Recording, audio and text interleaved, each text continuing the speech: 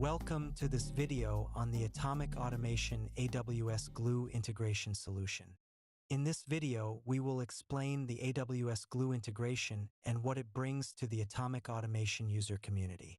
AWS Glue is a serverless data integration platform that allows you to extract and transform data, which is then loaded back to the data warehouse. This set of actions is also known as an ETL workflow: extract, transform, and load. That data is then available for analytics, machine learning, or application development purposes. Integrating Automic Automation with AWS Glue allows you to run AWS Glue jobs in your workspace from Automic Automation. We will provide some technical insights so that you can clearly identify the integration components and understand the deployment sequence. We will focus on the configuration of the agent and the design of the two core object templates, connections, and jobs. Finally, we will run through a demo. Automic Automation plays a central role in orchestrating operations across multiple environments, including the cloud. Automic Automation synchronizes these processes with other, non-cloud operations. By integrating AWS Glue, we can configure process automation centrally in Automic Automation and then trigger, monitor, and supervise everything in one place. AWS Glue processes can then be synchronized with all other environments routinely supported by Automic Automation. AWS Glue's role is reduced to execute the jobs. All other functions, especially those about automation, are delegated to Automic Automation. This means that we do not have to log in to the AWS Glue environment and manually refresh it. Automic Automation manages all the execution and monitoring aspects. The Automic Automation integration provides a simplified view to run jobs in AWS Glue. Automic Automation lets us build configurations with intuitive interfaces like drag-and-drop workflows and supervise processes in simple dashboard tools designed natively for operations. Statuses are color-coded, and retrieving logs is done with a basic right-click. From an operations perspective, Automic Automation highly simplifies the configuration and orchestration of AWS Glue jobs. Externalizing operations to a tool with a high degree of third-party integration means we can synchronize all cloud and non-cloud workloads.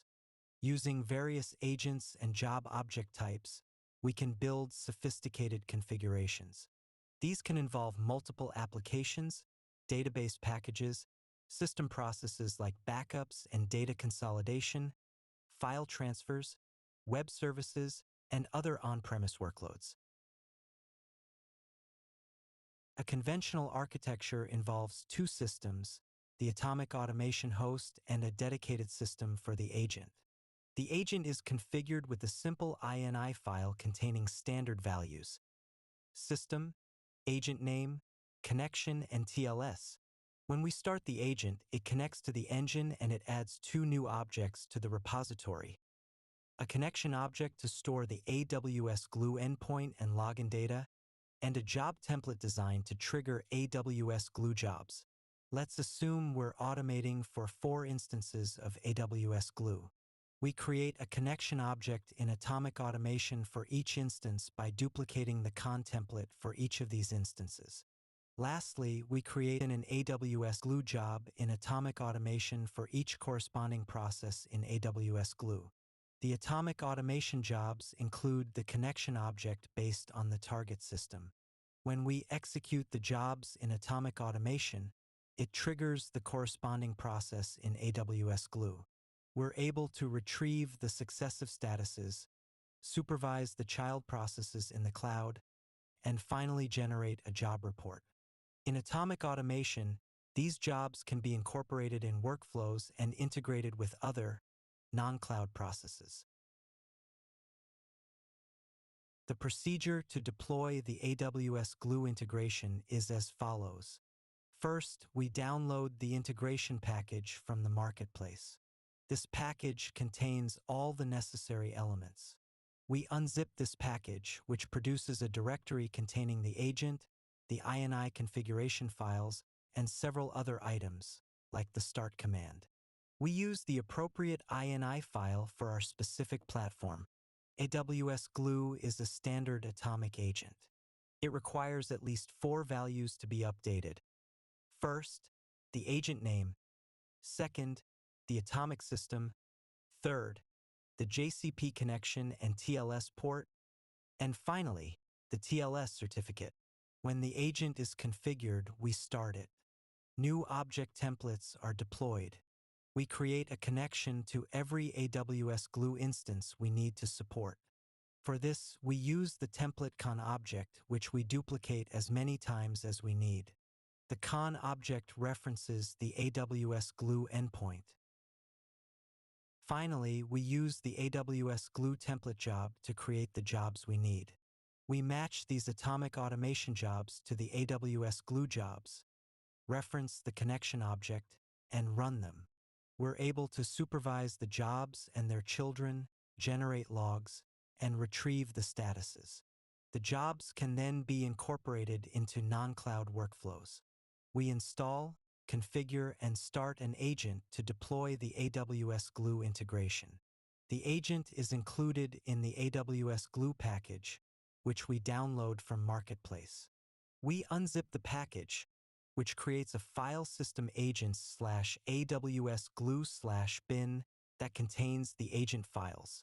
Based on the platform, we rename the agent configuration file ucxjcitx and set a minimum of 4 values: the agent name, the automation engine AE system name, the host name and port connection to the automation engine's JCP, and finally the directory containing the TLS certificate. Finally, we start the agent by invoking the JR file via the Java command. The agent connects to the AE and deploys the object templates needed to support the integration, the con or connection object, and the AWS Glue job. In this demo, we will first create a connection object to your AWS Glue environment. Then we will focus on demonstrating how to create, execute, and supervise jobs. There are various job types that the AWS Glue integration with Automic Automation supports. These include run jobs for defining jobs to get source data, process it, and write it to a target. Crawler jobs for defining crawlers to search for and extract information from data sources to populate the AWS Glue data catalog. Trigger jobs for defining triggers to start specific jobs and crawlers. Blueprint jobs for defining blueprints to generate AWS Glue workflows. Workflow jobs for defining workflows to run. In this demo, we will show the start job run type. This is because the functionality for other job types is similarly straightforward. Let's start the demo. First, log in to the AWS Management Console and open the AWS Glue service. From the AWS Glue console navigation pane, go to ETL jobs. This section lets you create and run ETL workloads that extract data, transform it, and load it into a target system. Under ETL jobs, you will typically see these options. Visual ETL build ETL jobs using a visual drag-and-drop interface. Notebooks develop Spark-based ETL using interactive notebooks. Job run monitoring track job runs, execution status, logs, and run history. For this demo, select Visual ETL under ETL jobs. Visual ETL provides a graphical interface to design and manage Glue ETL jobs. This page shows the existing Glue jobs that are already configured in your AWS account. Let's move on to the Automic system. Here, we create connection and job objects with specific inputs that allow us to connect to AWS Glue. If we open a connection object, we must enter the most important field, the endpoint. It is the URL of the AWS Glue environment. Next, you can specify the region in the AWS account where Glue resides. Now you can select from 4 types of credential methods. The first one is the AWS credentials file path. Here, you define the credential profile name in the profile name field, and in the credentials file path field, you specify the file location of the AWS credential file on the agent machine. The second credential method is the EC2 profile instance type, which allows you to connect to a EC2 VM within an AWS cloud application. You do so by defining the profile instance name. The third credential method is the secret access key. Here, we have to define an access key and the secret access key, which is the encrypted secret access key value. The last credential method that is available for the AWS Glue integration is the external provider. It allows you to set up single sign-on, SSO, with SAML using either a service or an identity provider. Here, you define the authentication data required to access the AWS system using single sign-on. First, you define the tenant ID. This is the identifier of the Azure AD tenant. Next is the authentication URL. This is the URL that identifies the network address of the Azure Active Directory that is used to secure the application. The SAML username is the one that is used for SAML authentication when you set up Azure as your AWS identity provider. The SAML password is the password for the user that is used for the SAML authentication. In the principal ARN field, you enter the Amazon resource name, ARN, of the account's principal. Role ARN defines the Amazon resource name of the role to be assumed by the user. In the identity provider field, you enter Azure as it is the identity provider that is supported. In this demo, we use the secret access key credential method. If you are using a proxy in your environment, you can specify the proxy hostname, port, username, and password in the proxy section. Once the connection object is defined and saved, we can create a run job. This job allows you to define the job that you want to use to get your source data from your data catalog, process it, and write it to your data target. Here, we start by opening the attributes page and make sure we select the agent that corresponds to the agent name you configured in the INI file. Now, we go back to the Start Job Run Job page, and in Connection, we select the connection object we have just created to connect to the AWS Glue instance. It holds the necessary information to connect to the AWS Glue environment. Following the connection input, you can define the job name that you want to use. You can either type it in or select it from the picker field. Next, we can specify the parameters field. Here, you define the payload parameters you want to pass on in JSON format. You can select between none, JSON, and JSON file path. We select JSON here and fill in our JSON data. Once all the parameters are set, we save and execute the job.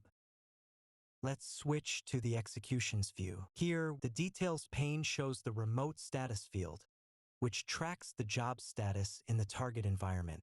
In our case, the execution was successful. The details panel also shows an object variable called job run ID.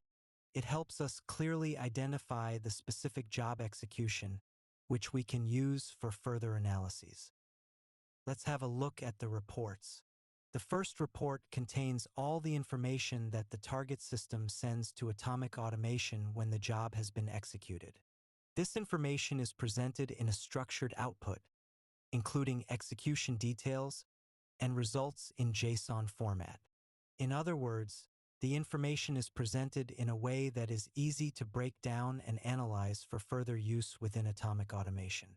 Make a note of the run ID ending with EF4C36. We will use this run ID to verify execution in AWS Glue. Now, let's switch back to the AWS Glue console to confirm the execution status. Search for the Glue job name and then double-click it. Open the Runs tab to view the job run history and execution details.